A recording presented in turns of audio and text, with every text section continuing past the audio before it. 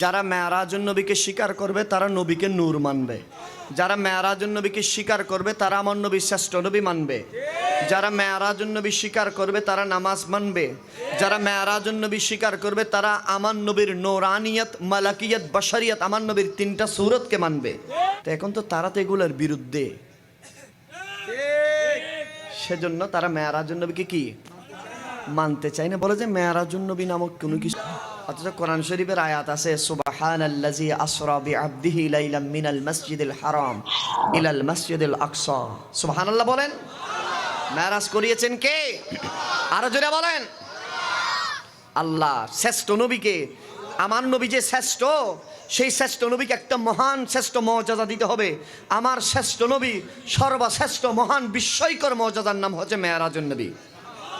সুবহানাল্লাহ বলেন। এই মেরাজুন নবী অন্য কোনো নবীকে দেওয়া হয় নাই, কোনো নবী সেটা পায় নাই, সেটা আমরা পেয়েছি আমার নবীর কারণে। কথা বলেন ঠিক কিনা? আর দেশের কিছু মানুষ মানতে চায় না। হাই হাই, এরা হচ্ছে যুগের আবু লাহাবের অনুসারী।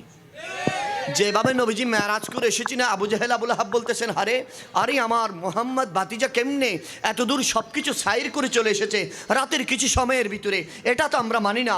এখান থেকে ফিলিস্তিনের দূরত্ব প্রায় 1 মাসের পথ, সেখান থেকে প্রথম আসমান ধুলাক বোলাক সব ছেড়ে সব কিছু করে চলে আসছেন, আর আসার পরে এখনো উজুর পানি গড়গড়াচ্ছে, এখনো নবীর বেশানাটা এখনো উষ্ণ রয়ে গেছে, এখনো কড়া নড়তেছে, কেমনে সম্ভব?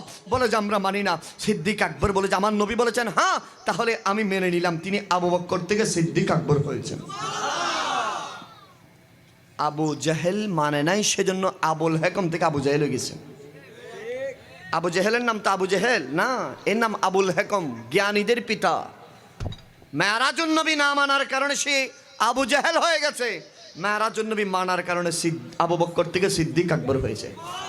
সেজন্য কিয়ামত পর্যন্ত যারা মেরাজুন নবী মানবে তারা সিদ্দিক আকবরের সাদাকাতের ভিতরে থাকবে, তাদের হাসর নসর সিদ্দিক আকবরের সাথে হবে। আর যারা মেরাজুন নবী মানবে না তাদের হাসর নসর আবুল হেকম তথা আবু জাহেলের সাথে হবেন। ঠিক কিনা বলেন?